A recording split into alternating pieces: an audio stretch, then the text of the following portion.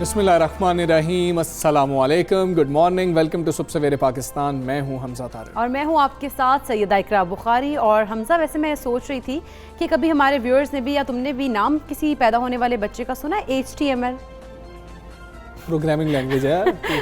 हाँ, लेकिन ये बच्चे का नाम है और वो भी फिलिपाइन में एक मैक्रोनी पास्कल नामी शख्स है, उसने अपने बेटे का नाम रखा है जी HTML। नहीं, मैक्रोनी पास्कल उसका नाम मैक्रोनी खाने वाली। हाँ, वही तुम समझ लो, क्योंकि वो जो शख्स है वो कहता है कि क्योंकि वो प्रोग्रामिंग में खुद भी काम कर रहा है तो उसको अपने शोबे से इस कदर प्यार है कि उसने अपने बेटे का भी नाम, जो कि पैदा हुआ तो उसका नाम HTML रख दिया है। इतनी मोहब्बत भी काम से वैसे नहीं होनी चाहिए। लेकिन उसको इतनी ही मोहब्बत है। लेकिन उसने ये भी कहा है कि ये कोई अनोखा वाकया नहीं है उसके खानदान में। इससे पहले उसका नाम मैक्रोनी 85 और उसकी जो बहन है उसका नाम स्पैगेटी 88 है।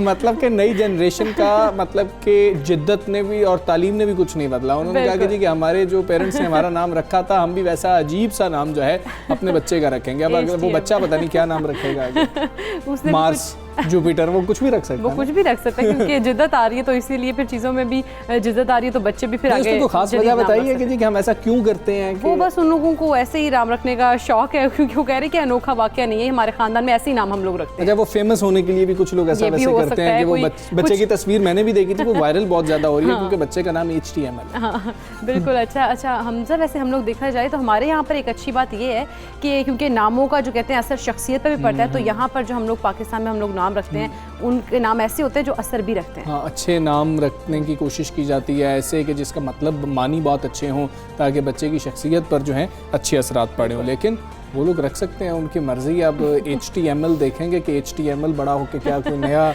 मतलब के प्रोग्राम मुतारिफ कराएगा, कोई लैंग्वेज इस तरह की लेके आएगा, तो वो हम देखेंगे। लेकिन ठीक है जी, एक फैमिली के अंदर रिवाज है, इस तरह के भी रिवाज होते हैं जो हमें फिलीपींस से पता लगे हैं। हम जो है अपने रिवाज के मुताबिक सबसे पहले कोरोना केसेस की बात करते हैं कि पाकिस्तान में वैसे तो मजमूई तौर पर देखा जाए कोरोना केसेस में कमी का सिलसिला जारी है, ये हम आपको बता भी रहे हैं। NCOC हमें बता रहा है कि जी के केसेस कम हो रहे हैं। NCOC की आदादोशुमार की बात करें तो पाकिस्तान में दो माह के दौरान फ़ाल केसेस की तादाद तकरीबन 65% कम हो चुकी है। और लेकिन अगर 2 हफ्तों की बात की जाए तो मुस्बत केसेस की शरह तकरीबन 3% पर रुकी हुई है। और पंजाब में अगर बात की जाए कोरोना केसेस की शरह की तो 0.5% तक आ गई, जो कि खुशाइन बात है। अगर लाहौर की बात की जाए तो कोरोना केसेस की शरह 0.3% रिकॉर्ड की गई है। अच्छा, हम कराची की बात करते हैं। सूरत हाल वहाँ पर अभी भी कंट्रोल में हमें नज़र नहीं आ रही है। गुज़श्ता 24 घंटों की बात की जाए तो उस दौरान कोरोना वायरस के मुस्बत केसेस की शरह 10% से ज़ायद ही रिकॉर्ड की गई है। अगर हम गुज़श्ता 24 घंटों की बात करें, जो NCOC ने हमें डिटेल्स दी हैं, जो इन्फॉर्मेशन सामने आई है, वो 2.14% पूरे पाकिस्तान में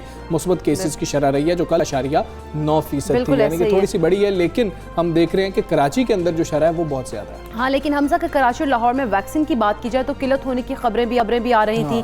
वैक्सीन की कमी के बाद लाहौर के ऐसे 23 से सिर्फ 4 सेंटर्स ऐसे हैं जहाँ पर वैक्सीन लगाई जा रही है। और ज़राए महकमा सेहत पंजाब के मुताबिक ये कहा जा रहा है कि वैक्सीन कम होने से वैक्सीनेशन सेंटर्स की तादाद भी महदूद कर दी गई है। हाँ, जबकि कराची में भी महकमा सेहत के 90 सेंटर्स में से बेशतर ऐसे हैं जहाँ कोरोना वैक्सीन ही खत्म हो चुकी है। ज़राए वजारत सेहत का ये कहना है कि चीन से रवा माह कोरोना वैक्सीन की 80 लाख डोजेज पाकिस्तान पहुँच जाएंगी। ये मसला जो है फिर हल हो जाएगा और उसके बाद वैक्सीन लगाने का अमल मामूल के मुताबिक शुरू कर दिया जाएगा। अच्छा, वैक्सीन का ख़त्म हो जाना, इसके ऊपर भी हम बात करेंगे, लेकिन ये तो एक इस बात की ज़मानत है कि लोग अब वैक्सीन लगवाने के लिए जा रहे हैं बड़ी तादाद में, और डोजेज मौजूद होनी चाहिए ताकि लोगों को परेशानी का सामना ना करना पड़े। अब कराची की सूरत हाल क्या है वो भी हम बात करेंगे। पूरे सिंध में एक्चुअल सूरत हाल है क्या, ये हम बात करेंगे, जानने की कोशिश। पार्लिमानी सेक्रेटरी हेल्थ बराए सिंध कासिम सुमरो साहब हमारे साथ मौजूद हैं। कासिम सुमरो साहब, अस्सलाम वालेकुम, गुड मॉर्निंग। कराची में पहले बात कर लेते हैं, कोरोना केसेस की शरह जो है वो बताया जा रहा है कि अभी भी 10% से ज़ायद है। केसेस में कमी क्यों नहीं हो रही, क्या वजूहात समझते हैं? बिस्मिल्लाहिर्रहमानिर्रहीम, बहुत शुक्रिया आपका। बिल्कुल, कराची में हमारे एक दो डिस्ट्रिक्ट्स ऐसे हैं जहाँ के मसाइल हैं कि लोग उसी तरह से SOPs को फॉलो नहीं कर रहे, और प्लस हम नहीं चाहते कि हम दोबारा से लॉकडाउन या किसी पोजीशन में जाएं। तो वन पर्टिकुलरली हमारा ज़िला जो है ईस्ट है या सेंट्रल है, उसमें अभी भी ये मसाइल हैं। और उसकी एक थिकली पॉपुलेशन तो एक वजह है ही, लेकिन दूसरा रीज़न ये है कि लोग अभी तक SOPs को उस तरह से फॉलो नहीं कर रहे, इसकी वजह से जो है वो ये मसाइल बढ़ रहे हैं। तो हम आपके थ्रू जिस तरह से बाकी लोगों ने बाकी सिंध के बाकी शहरों में, बाकी से कराची के बाकी जो एरियाज़ हैं उसमें उन लोगों ने अब खुद को वॉलंटियर किया है, डिसिप्लिन किया है, तो उसमें जो है वो काफ़ी हद तक कमी देखी गई है। लेकिन ये ऐसे अजला हैं जहाँ पर हमें प्रॉब्लम आ रही है, तो हम रिक्वेस्ट करेंगे सिंध के इन एरियाज़ के लोगों को कि आप SOPs फॉलो करें और वैक्सीन करवाएं। और आप यकीन करें, जो ये मैंने आपको 2 ज़िले अजला बताए, इसमें वैक्सीन जो है वो भी प्लस 20% जो है पॉपुलेशन को वैक्सीन भी हो चुकी है, क्योंकि यहाँ हमारे बड़े बड़े जो सेंटर्स हैं वो इन्हीं 2 अजला में फॉल करते हैं। लेकिन जो ये प्रॉब्लम है कि जहाँ पर लोग उसको SOPs को फॉलो नहीं कर रहे और मैस गैदरिंग्स हो रही हैं, तो ये वजह है कि यहाँ पर पॉजिटिविटी रेट अभी भी ज़्यादा है। बहुत से जगहों पर कराची में ही ये शिकायत रिपोर्ट हुई है कि बेशतर वैक्सीनेशन सेंटर जो है वहाँ पर वैक्सीनेशन ही नहीं दस्तयाब है। तो ये क्या शॉर्टेज जो है वो आर्जी है या इस शॉर्टेज को ख़त्म करने में अभी मुद्दत दरकार है? देखें, वैक्सीन का हमने आपके थ्रू 12 प्रोग्राम में कहा है कि जो हमारा जो एक वैक्सीन की हमें प्रॉमिस की गई थी NCC के प्लेटफॉर्म के ऊपर, जिसको प्राइम मिनिस्टर साहब चेयर करते हैं, और उसमें हमें बताया गया कि आप वैक्सीन की फिक्र ना करें, आप अपने जो है वो टारगेट सेट करें और मैस वैक्सीनेशन करवाएं। सो हमने सिंध में इन पर्टिकुलरली हमने जो मैस वैक्सीन सेंटर जिस तरह से बनाए और अपने DCs को, अपने हेल्थ डिपार्टमेंट के ऑफिसर पूरी को जो है वो हमने इस काम पे लगाया कि हमें जितना जल्दी हो सके हम सिंध के लोगों को, प्लस वो जो हार्ड इम्यूनिटी का कॉन्सेप्ट है, प्लस 70% पॉपुलेशन को बाय नेक्स्ट विंटर आने से पहले हम उसको वैक्सीनेट करें। और हमारा जो 18 मिलियन का टारगेट था उसमें ये था कि हम 2 लाख लोगों को पर डे वैक्सीन करेंगे। तो अनफॉर्चुनेट ये हुआ है कि हमें अभी वैक्सीन की जो है वो कमी ओवरऑल पूरे मुल्क में है, तो इसी तरह से सिंध में भी है। तो जब हमें वैक्सीन नहीं मिलेगी तो हम जाहिर है ये प्रॉब्लम जो है वो रहेगा। लेकिन अभी हमें अश्योर किया गया है NCOC के प्लेटफॉर्म से कि हम ये 2-3 दिनों के अंदर ये इशू जो है रिजॉल्व कर देंगे, आपको वैक्सीन सप्लाई जो है वो बहाल कर देंगे। लेकिन जब तक ये सिलसिला या तो आप इंडिपेंडेंट कर दें या फिर आप अपने तौर पर प्रोक्योरमेंट करते हैं या खुद परचेज कर रहे हैं या आपको हमारे नेबरिंग कंट्री से या कोवैक्स के से जितनी मिल रही है, तो हम चाहते हैं कि हमारा जितने बड़े शहर हैं उसके लिए हमें उससे क्वांटिटी में, जितनी ज़्यादा क्वांटिटी में वैक्सीन मिलेगी तो बड़े शहर मिसाल हमारा कराची है, हैदराबाद है या सक्खर है, लड़काना है, तो हम चाहते हैं कि इन शहरों में जितना ज़्यादा हम वैक्सीन कर सकेंगे उससे होगा ये कि आपकी ट्रांसमिशन जो लेवल है वो जो शहरों से फिर रूरल सोसाइटी में जाती है, तो हम बड़ी हद तक, और फिर जैसे आपने पहले सवाल में भी कहा कि हमारे कराची में जो है वो इन टर्म्स ऑफ स्प्रेड अभी है, तो हम उसको भी कर्टेल कर सकते हैं और उसको भी हम काबू में ले आ सकते हैं। तो हमारी रिक्वेस्ट होगी, और ये हम सब ने मिलकर इसको, इस बीमारी से जान छुड़ानी है, तो हमें इस वैक्सीन की जो तादाद है जिस तरह से हमें प्रॉमिस किया गया था हम उस तरह से वैक्सीन प्रोवाइड की जाए। और ताकि हम जो है लोगों को जैब कर सकें। साहब, आप पहले इरादा रखते थे कि खुद से प्रोक्योर करेंगे वैक्सीन को, सूबा सिंध जो है वो सबसे आगे जाएगा और वैक्सीन मंगवा लेगा, अब सिर्फ वफाक पर आप इन्हिसार कर रहे हैं। क्या आप लोगों को इजाज़त अभी भी नहीं मिल रही है कि आप लोग वैक्सीन खरीद सकें? जितने हमारे रिसोर्सेज हैं हम वो उसके लिए एलोकेट कर रहे हैं, और हमने वफाक से भी पहले भी बात की थी कि अब हम आपको अपने फंड्स देते हैं, आप अगर जितनी प्राइसेस आपने रखी हैं उस पे आप वैक्सीन प्रोक्योर करें। लेकिन प्रॉब्लम यह है कि जितनी कंपनीज हैं दुनिया में वो फेडरल गवर्नमेंट के साथ बात करती हैं, वो गवर्नमेंट ऑफ पाकिस्तान से बात करती हैं। ठीक है। तो गवर्नमेंट ऑफ पाकिस्तान जो है वो NDMA के थ्रू परचेजिंग करती है या NCOC के प्लेटफॉर्म से। तो हमारी हम बजाते खुद कहीं पर भी जो है या तो हमें वो उस प्लेटफॉर्म को उन कंपनी से कह देंगे जी आप ठीक है सिंध गवर्नमेंट के साथ डायरेक्ट जो है वो इस पे परचेजिंग एग्रीमेंट करें। अच्छा कासिम साहब, जिस तरह से कराची की ओवरऑल सूरत हाल देखिए तो जो कोविड केसेस की शरह है उसमें तो इजाफा हो रहा है, 10.61 हो गई है, तो क्या वजह है? क्या SOPs पर अमल दरामद नहीं किया जा रहा या फिर हुकाम की जानिब से सुस्ती बरती जा रही है? देखें, इंतज़ामिया सुस्ती नहीं कर रही। हम चाहते हैं कि लोग इस पे हम ज़्यादा सख्ती करने के जो है वो मुतामिल नहीं हो सकते और ना हम करना चाहते हैं। लेकिन जब ये सूरत हाल अगर खुदा ना खास्ता किसी ऐसी लेवल पे पहुंची है जहाँ पर हमें जो है वो कोई मेजर लेना पड़ा तो हम लेंगे। लेकिन हम चाहते हैं कि लोग जो है वैसे इसको फॉलो करें, लोग जो है वो अपने आप को उस जब्त में लेके आएँ, मास्क का इस्तेमाल करें, हाथ धोने का बंदोबस्त करें और क्राउडिंग से बचें। स्कूल का खुलना, ये बहुत सारे ऐसे अवामिल हैं। फिर आप बाहर जाते हैं, रेस्टोरेंट्स पे जाते हैं, आप देर तक जो है वो आप बाहर बैठे रहते हैं गली मोहल्लों में। और फिर दूसरा जो है वो आप शॉप्स जो हैं वो दिन को 1 बजे खुलते हैं, रात को 10 बजे तक खुलने की वो एक आदत है। तो हम चाहते हैं कि थोड़ा सा अपने आप को हम कि जितने जो तरीके कार हैं हम उसमें अपने आप को बहुत शुक्रिया आपका। सबसे पहले पाकिस्तान से आप बात कर रहे थे, वो ये तो मान रहे हैं कि शॉर्टेज इस वक्त मौजूद है, डोजेस कम है हमारे पास, लेकिन वो वफाक पर इसका मलबा डाल रहे हैं कि वफाक ने हमें ये कहा था कि आप लोग परेशानी ना लें इस बात की और आपको जो है वैक्सीन हम फराहम करेंगे। और साथ ये भी कहा जा रहा है कि 2 से 3 रोज़ में आपको इतनी डोजेस फराहम कर दी जाएंगी कि आप मामूल के मुताबिक जैसे पहले वैक्सीन लगा रहे थे वो उसी तरह से अमल चलेंगे। लेकिन साथ ही साथ हम देखेंगे कराची में केसेस बढ़ने की वजह ये भी है कि लोग SOPs पर अमल दरामद नहीं कर रहे, जो कि हम बार बार कहते हैं कि SOPs पर अमल करें ताकि आप अपने आप को और अपने जो साथ इर्द गिर्द के लोग हैं उनको महफूज रखें। अच्छा, इसमें ज़िला इंतज़ामिया का बड़ा ज़्यादा रोल होता है और बड़ी संजीदगी से इस पर काम करना होगा। हमने पिछली बार भी देखा जब सख्तियाँ की जा रही थी कराची में, उस वक्त जो है लोग उस तरह से अमल दरामद नहीं कर रहे थे और उनके ऊपर चेक्स भी वैसे नहीं थे कि जो हमने दीगर सूबों के अंदर, खुसूसी तौर पर हमने पंजाब में देखे थे, लाहौर के अंदर हमने देखा था जो सख्ती की गई थी उसके बाद केसेस कम होना शुरू हुए थे। कहाँ पे हम 25% पर और आज लाहौर में 0.3 पहुंच गई इसकी शरह। अब हम उम्मीद करते हैं कि हम लोग खुद भी अमल दरामद कर रहे होंगे जो हमें SOPs बताए जा रहे हैं। और दूसरी बात ये है कि वैक्सीन जो है वो अवेलेबल होगी, लोग लगवाने जाएंगे तो और लोग ज़्यादा से अपने को वैक्सीनेट कराएंगे। है हमजा, हम आगे बढ़ते हैं और कुछ बात करते हैं वफाकी दारुल हुकूमत की इस्लामाबाद में, क्योंकि बढ़ते जुराइम की रोकथाम के लिए ईगल स्क्वाड अब मैदान में आ गया है। और ईगल स्क्वाड ने अगर गुज़श्ता रोज़ की बात करें तो शहर इक़्तिदार में पेट्रोलिंग का आगाज़ भी कर दिया है। 100 मोटरसाइकिल्स पे कहा जा रहा है कि मुश्तमिल ईगल स्क्वाड में 500 जवान वफाकी दारुल हुकूमत की पेट्रोलिंग पर मामूर भी होंगे। अच्छा, जदीद आलात जैसे कि उनको LT सेट और GIS सिस्टम से लैस ईगल स्क्वाड जो है ये बैनुल-अक़वामी मेयार के मुताबिक जराइम की रोकथाम में अहम किरदार अदा करेगा। और वज़ीर आज़म इमरान खान ने ये बुध के रोज़ सेफ सिटी हेड ऑफिस का दौरा भी किया था, जिस दौरान उन्होंने ईगल स्क्वाड का इफ्तिताह किया और इस मौके पर उन्होंने ये भी कहा था कि पुलिस फोर्स को मुनज़्ज़म करने के लिए हर तरह से हम मदद भी करेंगे, जबकि दारुल हुकूमत में अमन होगा तो पूरी दुनिया में अच्छा पैगाम भी जाता है, क्योंकि एक फेडरल है वहाँ पे सिक्योरिटी की सूरत बहतर होगी हमजा, तो यकीनन उसका तो असर बाकी मुल्क पर अच्छा ही पड़ेगा। बिल्कुल ऐसे ही है। और इस्लामाबाद की सिक्योरिटी बढ़ाने के लिए ईगल स्क्वाड पर 30 करोड़ की लागत आई है। दारुल हुकूमत में तसलसल के साथ जराइम के बढ़ते हुए वाक़यात सामने आ रहे थे कि पुलिस की कारकर्दगी पर सवालिया निशानात जो है वो सब्त कर दिए थे, जबकि अब अमन व अमान की बिगड़ती हुई सूरत हाल ने शहरियों को तशवीश में भी मुब्तला कर दिया। अब ईगल स्क्वाड के आने से क्या तब्दीली होगी ये जानना भी बहुत ज़्यादा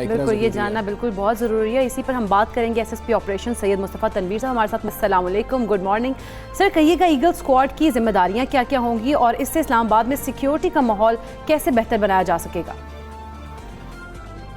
बिस्मिल्लाहिर्रहमानिर्रहीम। ये जी इस्लामाबाद पुलिस में हमारी IG साहब और हमारे मिनिस्टर साहब की काविशों की वजह से 150 बाइक्स का स्क्वाड जो है वो हमने स्टार्ट किया है, जिसको ईगल स्क्वाड का हमने नाम दिया है।